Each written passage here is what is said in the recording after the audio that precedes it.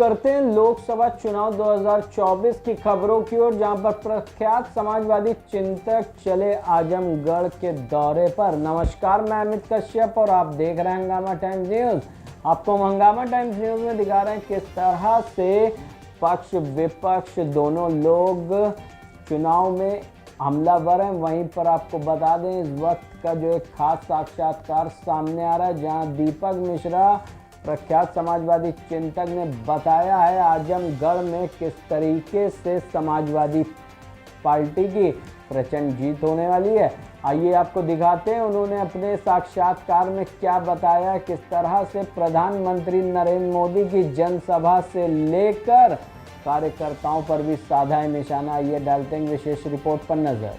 एक तो आप देखें हंगामा टाइम्स न्यूज। आप सभी को पता है 20 तारीख को चुनाव है, जहां सभी पार्टियों ने कमर कस लिए। चुनाव को लेकर प्रचार प्रसार बेमिसाल चल रहा है। सभी ने प्रचार प्रसार के लिए अपने लोगों को लगा के रखा है कि किस तरह से इस बार जनता को लुभावने वादे देने हैं या वादों पे खरा उतरना है। आज हम बात करने जा रहे हैं समाजवादी चिंतक दीपक मिश्रा जी से। उनकी चुनावी यात्रा, यानी कि मैं बता दूं चुनावी यात्रा नहीं है, वो धर्मेंद्र यादव के लिए प्रचार प्रसार करने के लिए आजमगढ़ जा रहे थे। और कैसी रहेगी यात्रा, क्या सोच रहे जनता से, क्या प्यार उनको मिलेगा धर्मेंद्र जी को, क्योंकि सरकार जो राजनीति सफर तो बहुत लंबा है, कई लोगों को जिताया है। जब ये अपील करते हैं तो भर भर के वोट आते हैं। तो इस बार वोटों की वर्षा कितनी होगी। लेकिन उससे पहले मोदी जी का भी जाना हो चुका है, वादे भी गिर चुके हैं। महिलाओं सुरक्षा की बात हो, पैसों की बात हो, सब वादे हो चुके। कितना असर पड़ेगा सर के जाने का। सर आपका स्वागत है हंगामा टाइम्स में। देखिए, आजमगढ़ की जो धरती है, जो आजमगढ़ की माटी की तासीर है, वह बुनियादी तौर पर सांप्रदायिकता के खिलाफ है, समाजवाद है, सामाजिक संस्कृति की वो द्योतक है। जैसे राहुल सांकृत्यायन शायद हमारे आजमगढ़ की धरती के सबसे महान व्यक्ति। राहुल सांकृत्यायन ने जब पहली socialist party, Congress socialist party बन रही थी, राज ऋषि हमारे आचार्य नरेंद्र देव, राम मनोहर लोहिया, जयप्रकाश नारायण जब ये बना रहे थे, तो उसका ड्राफ्ट बनाया था। कैफी आजमी ने कहा था कि मैं गुलाम मुल्क में पैदा हुआ,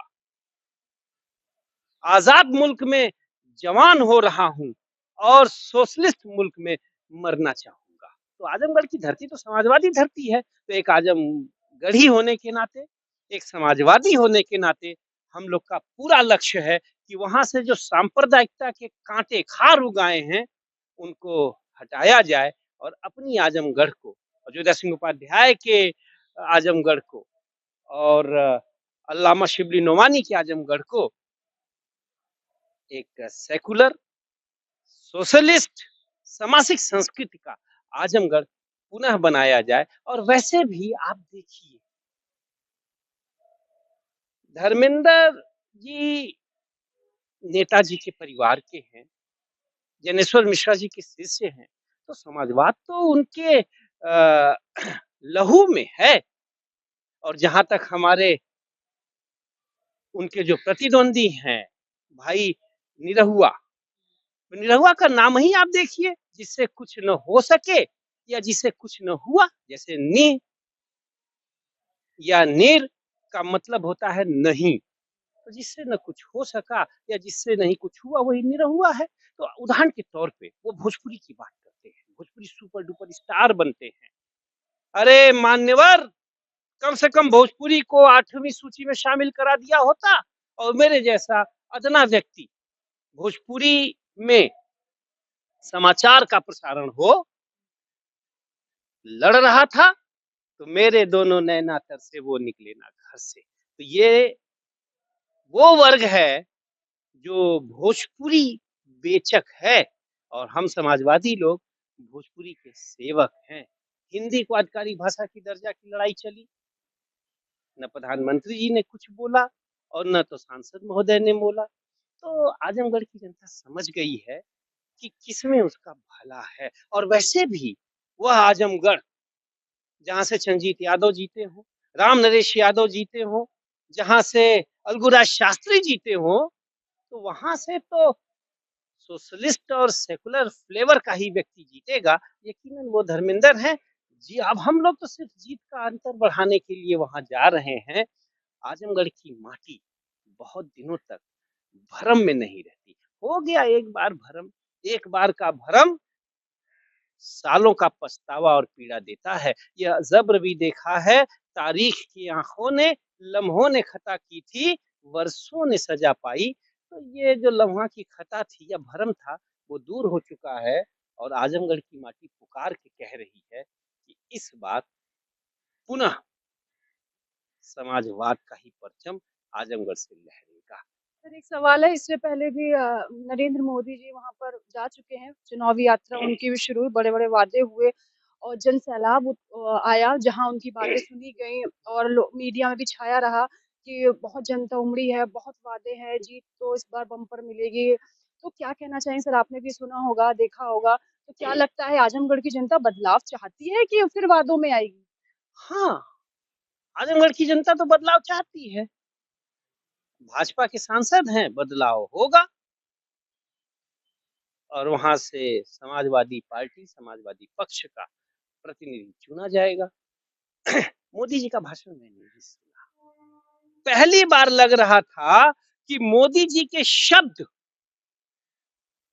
के साथ उनकी भावनाएं नहीं है। आप दुनिया से झूठ बोल सकते हो, खुद और खुदा से कैसे बोल सकते हो? अपनी आत्मा और परमात्मा से झूठ आप नहीं बोल सकते।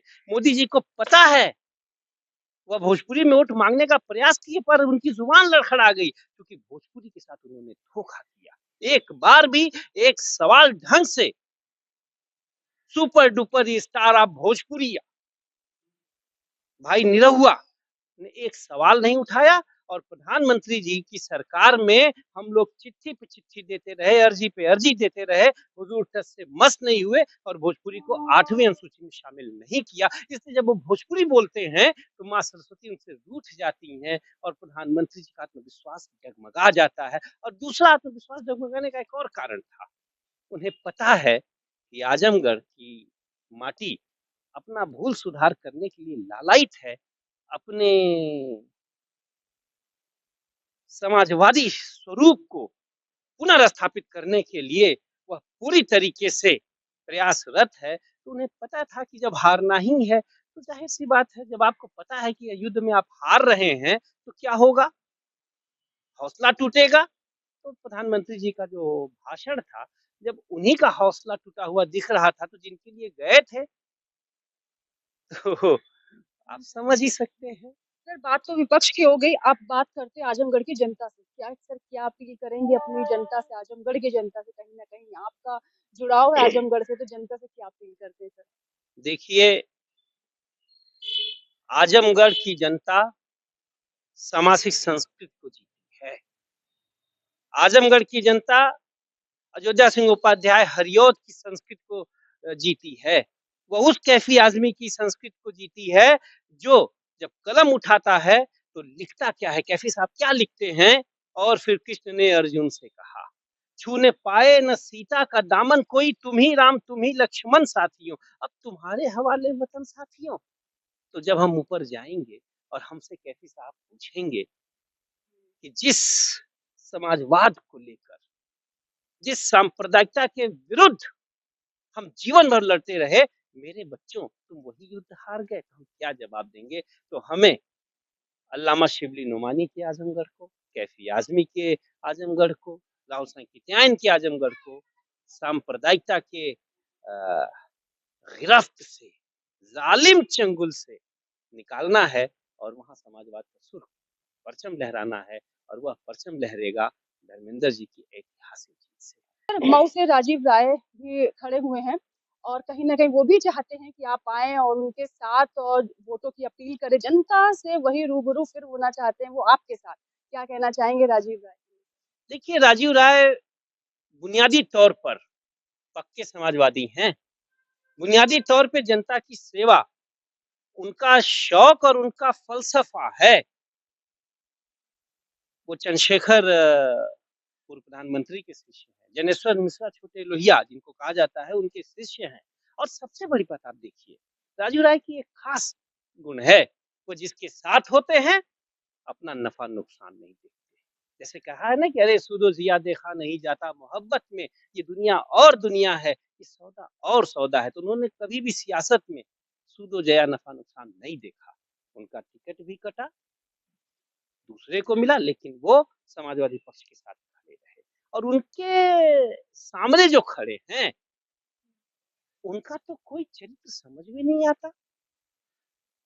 कभी हमारे साथ आते हैं, कभी भाजपा के साथ जाते हैं, तो कभी इधर, कभी उधर। तो यह लड़ाई बुनियादी तौर पर समाजवादियों और समाजघातियों के बीच में है।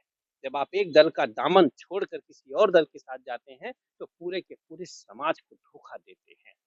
तो राजभर जी की पूरी सियासत अपने और अपने परिवार के लिए है। और मुझे लगता है कि परिवारवाद को मुद्दा बनाने वाली भाजपा ने टिकट ही उन्हें क्यों दिया?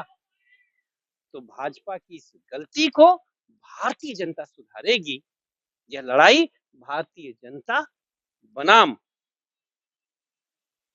भाजपा है, समाजवादियों बनाम समाजघातियों है। हम लोग एक समाजवादी होने के नाते राजीव राय के साथ हैं। और दूसरे राजीव राय को आप एक गुण देखिए, जो व्यक्ति मिनिस्टर नहीं, जो व्यक्ति सांसद भी नहीं, कुछ लोग विदेश में फंस गए, भारत के लोग, वह व्यक्ति एक पैर पे खड़ा रहा। और जब तक विदेश से वो लोग यहाँ नहीं आ गए, तब तक सांस तक नहीं लिया। तो ये उनका जनता के प्रति प्रेम भाव है। दूसरा, उनसे जब भी बात करिए तब, भाई साहब कहाँ जा रहे हैं? अरे वो मऊ के कुछ लोग बीमार हैं, उनको देखने अस्पताल जा रहे हैं। भाई साहब कहाँ से आ रहे हैं? अरे वो मऊ में गरीब लोग थे, वो पढ़ नहीं पा रहे थे, तो उनके बच्चों की स्कूल की फीस जमा करने जा रहे थे। तो मतलब तो ऐसे लोगों का संसद में जाना ज़रूरी है, बनस्पत उन लोगों के जिनके लिए सियासत सिर्फ़ और सिर्फ़ तिजारत है, व्यापार है, न दर्शन है, न सिद्धांत है। और मुझे लगता है कि जिन्होंने भी सुहेल देव जी को पढ़ा होगा, सुहेल देव जी का बहादुरी और सुहेल देव जी के त्याग भाव से जो परिचित होंगे, वो किसी भी सूरत-ए-हाल में इन महोदय राजभर जी को तो वोट नहीं देंगे, क्योंकि वो उनका कृत्य सुहेल देव जी के सिद्धांतों के खिलाफ है। सर एक और सिपाही हैं राज बब्बर जी, और जहाँ कहीं न कहीं आगे या उनके लिए प्रचार-प्रसार की बात है, चुनाव नज़दीक है, क्या कहना चाहेंगे सर? उनके लिए कितना आसान हो, कितना डिफ़िकल्ट है? देखिए, राज बब्बर के बारे में एक भ्रम है कि राज बब्बर सिनेमा के व्यक्ति हैं, नहीं। राज बब्बर बुनियादी तौर पे राजनीति और समाज सेवा के व्यक्ति हैं, जो राजनीति में जाते हैं, राजनीति से सिनेमा में जाते हैं, फिर सिनेमा से वापस राजनीति और लोक सेवा के क्षेत्र में आते हैं, जनसेवा के क्षेत्र में आते हैं। तो ये रहा है। राज बब्बर एकमात्र ऐसे सिनेमा के स्टार हैं, जो जितने बड़े स्टार हैं, उतने बड़े कलाकार हैं। और दूसरा, वह जनता के दर्द से जुड़े हुए हैं। डॉक्टर लोहिया के सोशल मूवमेंट से जुड़े हुए हैं। नेहरू की उस विरासत से जुड़े हुए हैं जिसका नाम समाजवाद है। तो ऐसे व्यक्ति का सदन में होना चाहिए। क्योंकि राज बब्बर ने हमेशा जब भी जुबान खोली है, तो आपको ये लगेगा कि कोई भारत माता का एक पुत्र भारत माता के दुख, दर्द, दंश, चुभन, छटपटाहट, उसकी पीड़ा, उसकी वेदना को स्वर दे रहा है। राज बब्बर जब भी बोलते हैं तो आपको लगेगा कि वह व्यक्ति है, जो व्यक्ति भारत की सामाजिक संस्कृति, जिसके तहत रसखान कृष्ण पे लिखते हैं, जिसके तहत नज़ीर बनारसी शिव पर लिखते हैं, उस संस्कृति को बचाते हैं। तो हमको ऐसे लोगों को संसद में जाने के लिए प्रयास करना चाहिए कि वो जाएँ। और मैं खुद गुड़गाँव जाऊँगा, राज बब्बर जी के लिए वोट माँगूँगा। और मैं चाहूँगा कि गुरुग्राम को, गुड़गाँव को गुड गाँव बनाना है, तो राज बब्बर को जिताएँ। गाँव बनाना है तो राज बब्बर को जिताइए, ये कहना था समाजवादी चिंतक दीपक मिश्रा जी का, जहाँ चुनावी यात्रा चल रही उनकी। और सभी चाहते हैं कि उनका जो अभी तक का चुनावी यात्रा के दौरान एक्सपीरियंस रहा है, जो उन्होंने, लोग चाहते हैं कि उन तक मिले, जनता का प्यार इनको मिलता है, और सभी प्रत्याशी ये चाहते हैं वही प्यार उनको भी मिले। चाहे अब हम कहीं राज बब्बर की बात कर लें या धर्मेंद्र यादव की बात कर लें, सब यही चाहते हैं कि एक बार दीपक मिश्रा आए, जनता से रूबरू हो और अपनी बातों से, अपने उस उसे कवि की तरह जो कहना हो, किस तरह से उन्हें क्या कहना है, क्या नहीं कहना है, जनता से मिलें और वोट की अपील करें। तो बने रहिए हंगामा टाइम्स के साथ। 20 तारीख को चुनाव है, इसके बाद अब बताते हैं क्या परिणाम है, जनता ने किसको प्यार दिया।